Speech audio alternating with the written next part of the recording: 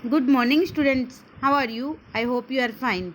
Student, this is our revision class, lesson number 3, Himalaya की बेटियां. आज हम इसके क्वेश्चन आंसर करेंगे. Let's start. Question number 1.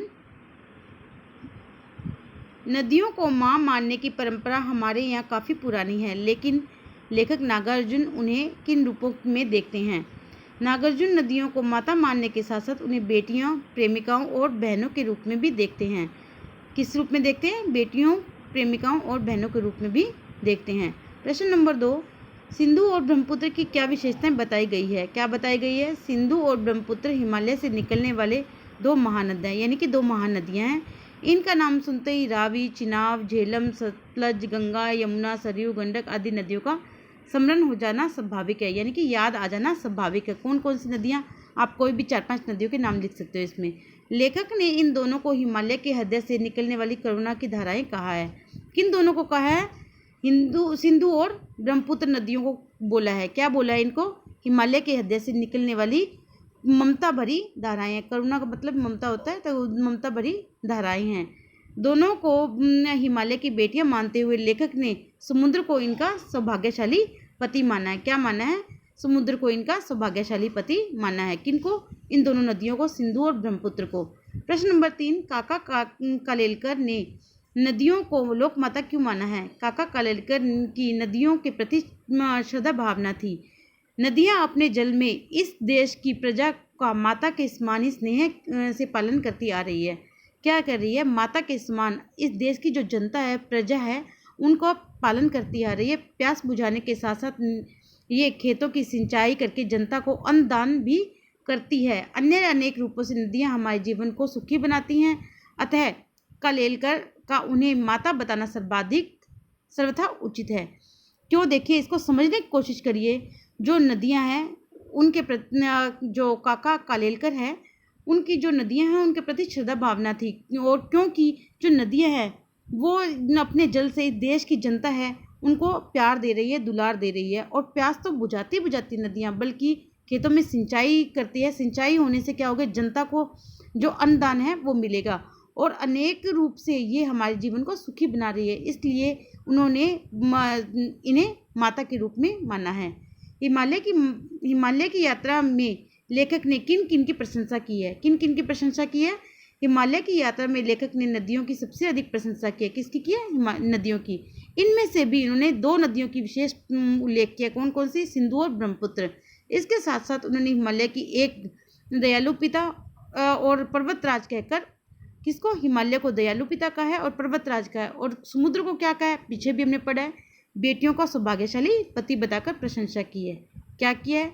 जो पर्वतराज हिमालय है उनको पिता पर्वतराज का है, और जो हिमालय है, हिमालय की बेटियों का, समुद्र को हिमालय की बेटियों का पति बताकर उनकी प्रशंसा की है. प्रश्न नंबर 5. यह उल्लेख 1947 में लिखा गया था. तब से हिमालय में निकलने वाली नदियों में क्या क्या बदलाव आए हैं? क्या क्या बदलाव आए हैं वो बताना है आपको.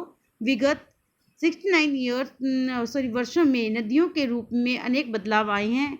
उस समय प्राय सभी नदियों का जल स्वच्छ और पीने योग्य था. कैसा था? स्वच्छ और पीने योग्य था. पहले जो जल था वो कैसा था?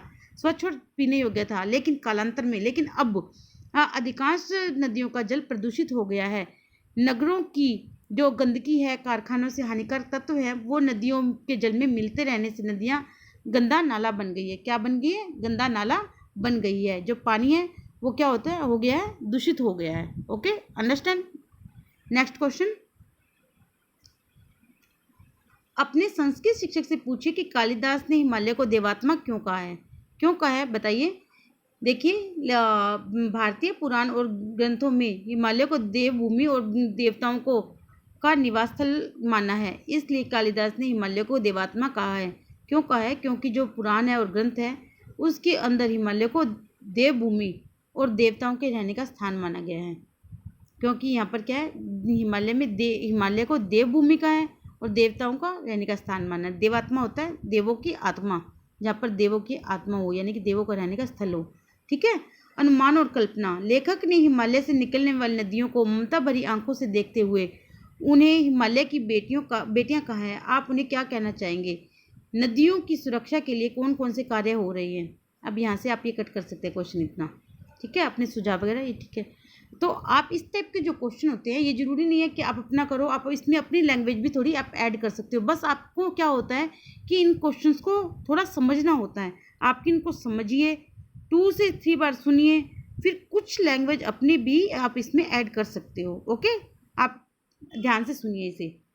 गोपाल सिंह नेपाली की कविता हिमालय और हम, रामधारी सिंह दिनकर की कविता हिमालय तथा जयशंकर प्रसाद की कविता हिमालय के आंगन में पढ़ा और इसकी आपस में तुलना की।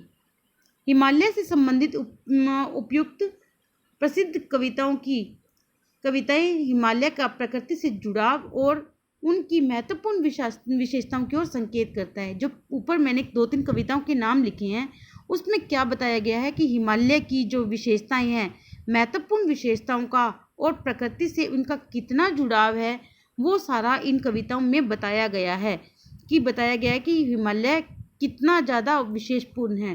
हिमालय का माननीकरण यानी कि उनका एक आत्मीयतापूर्ण वर्णन, यानी कि जो नहीं है वो भी उसको दिखाना, यानी और करके उनकी उपयोगिता को समझाया गया है। मेरी दृष्टि में लेखक ने बिल्कुल सही कहा है कि जिस प्रकार पिता पुत्रियों को जन्म देता है और वे पिता की गोद में खेलती हैं, ठीक उसी तरह नदियों का उद्गम भी हिमालय से हुआ है। ऐसी दशा में वे हिमालय की बेटियां ही तो हुई। हम भी उन्हें हिमालय की बेटियां ही कहना चाहेंगे। देखिए इसमें क्या आपने समझा कि जिस प्रकार से क्या है, जो बेटियां होती है वो अपने पिता की गोद में खेलती हैं, वहाँ पर खेलती हैं। उसी तरह जो हिमालय है उसी से नदियों का क्या हुआ है, उद्गम हुआ है, यानी वहाँ से उनका जन्म हुआ है, हिमालय से। तो ऐसी जगह से जहाँ पर बेटियों का जन्म हुआ हो तो वो क्या होगा, वो उनका पिता ही होगा। इसलिए हम भी उनको क्या कहेंगे, हिमालय की बेटियां ही कहेंगे। किनको? नदियों को। वर्तमान समय में नदियों की सुरक्षा और उन्हें पर्यावरण प्रदूषण से बचाने के लिए सरकारों द्वारा अनेक कदम उठाए गए हैं, जिनमें नमामि गंगे नामक एक परियोजना भी सम्मिलित है। आज जनता भी अब नदियों की सुरक्षा संरक्षण हेतु जागरूक हो गई है। मेरे विचार में नदियों की सुरक्षा एवं संरक्षण करना हर हाल में होनी चाहिए, कि ये एक सिर्फ जो सरकार है उसी का ही कर्तव्य नहीं है कि वो इनकी रक्षा करे, वो हर किसी का, जो आम जनता है उनका भी क्या कर्तव्य है, उनको भी जागरूक होना चाहिए कि वो भी नदियों को प्रदूषित होने से बचाए। ठीक है, और इसके लिए गवर्नमेंट है, जो हमारी सरकार है, वो भी नए नए कदम उठा रही है और इसके लिए एक परियोजना शुरू हुई है। कौन सी है? नमामि गंगे। मेरे विचार में नदियों की सुरक्षा जो है वो हर हाल में होनी चाहिए। Okay, understand. नेक्स्ट क्वेश्चन, प्रश्न नंबर 2, नदियों में होने वाले लाभों के विषय में चर्चा कीजिए और इस विषय पे 20 पंक्तियां एवं निबंध लिखिए। ठीक है, इसे ध्यान से सुनिए आप। नदियां प्रकृति का अभिन्न अंग है। रेगिस्तानों को छोड़कर विश्व का शायद ही कोई ऐसा भाग होगा जिसमें नदी न हो। नदियां प्राय पर्वतों से या विशालकाय झील आदि के जलाशयों से निकलती है। अनेक प्रदेशों से बहती हुई ये अंत में किसी नदी या समुद्र में जाके मिल जाती है। इससे क्या समझ आया आपको कि नदियां जो है वो प्रकृति का एक विशेष अंग है, और जो रेगिस्तान को छोड़कर विश्व में हर जगह पर ही नदी निकलती है, और नदियां जो है वो पर्वत से या विशालकाय झील के जलाशयों से निकलती है। ठीक है, और अनेक जो प्रदेश है वहाँ से ये बहती हुई किसी नदी के अंदर जाके मिल जाती है या किसी समुद्र में जाके मिल जाती है। नदियों से मनुष्य को अनेक लाभ है। कौन कौन से? पर्वतों से ये तीव्र प्रवाह के कारण जल विद्युत बनाने, चक्कियाँ चलाने में सहायता करती है। पर्वतों से नीचे तराई प्रदेश में जंगलों को घना हरा भरा बनाती है। क्या बनाती है? जंगलों को हरा भरा बनाती है, और मैदान में आने पर इनकी गति मंद और गहराई बढ़ जाती है। इनमें पशु पक्षी मनुष्य सभी अपनी प्यास बुझाने के लिए जल मिलता है। किन किन को? पशु पक्षी मनुष्य सभी को। नदियों से नहरें निकालकर खेतों की सिंचाई भी की जाती है। अनेक उद्योगों में नदियों का जल काम में आता है। नदी के समीप होने से नगरों और गांवों में भूमि के अंदर जल का स्तर ठीक बना रहता है। हमारे देश में नदी किनारे बसे नगरों का महत्व प्राचीन समय से अत्यधिक रहा है। हमारे अनेक तीर्थ स्थल नदियों के तट पर है। हमारे देश में कई नदियां ऐसी है जिससे के द्वारा व्यापार भी होता है। नावों और छोटे जलाशयों द्वारा यात्रियों और माल का आवागमन होता है। इस प्रकार नदियों से अनेक लाभ हैं। अब देखिए, इसको आप ध्यान से सुनिए और इसको क्या हुआ अपनी लैंग्वेज में कन्वर्ट करने की कोशिश कीजिए। सबसे पहला तो आप क्या लिखोगे कि जो नदियाँ हैं वो प्रकृति का अभिन्न अंग है, वो विश्व के हर जगह पर मिल जाती है, सिर्फ किसको छोड़कर, रेगिस्तान को छोड़कर। और ये क्या है, कहाँ से निकलती है, या तो ये पर्वतों से निकलती है या ये विशालकाय झीलों से होकर निकलती है। और ये कहाँ से होकर बहती है, ये प्रदेशों से होकर बहती हुई जाती है और किसी नदी या समुद्र में जाके मिल जाती है। इससे बहुत लाभ है। इससे क्या क्या लाभ है आपको, ये इनकी जो प्रवाह है, जो गति है बहुत तेज होने के कारण ये जल विद्युत यानी कि बिजली बनाने का काम भी करती है। इससे चक्कियाँ भी चलती है, ठीक है। और ये जंगलों को हरा भरा बनाने में भी मदद करती है। और मैदान में इसकी गति जो है वो थोड़ी मंद हो जाती है, लेकिन इसकी जो गहराई है वो बढ़ जाती है। और ये पशु पक्षी मनुष्य सभी की क्या करती हैं, प्यास बुझाने के लिए उनको जल भी मिलता है। और जो नदियां हैं वो खेतों में सिंचाई के काम भी आता है और उद्योगों के लिए भी जल काम में आता है। और नगरों के समीप होने के कारण और गांवों में भूमि के अंदर इसका स्तर जो है वो अच्छा बना रहता है। और यहाँ पर क्या है, तीर्थस्थल जो है नदी के आसपास क्या है, तीर्थस्थल भी स्थित हैं। और इनके द्वारा व्यापार भी होता है। व्यापार कैसा होता है, इसके द्वारा जो जलयान है उस पर बैठ के जो यात्री है वो माल एक जगह से दूसरी जगह भेजते हैं। इस प्रकार जो है वो नदियों से हमें अनेक लाभ है। Okay, understand.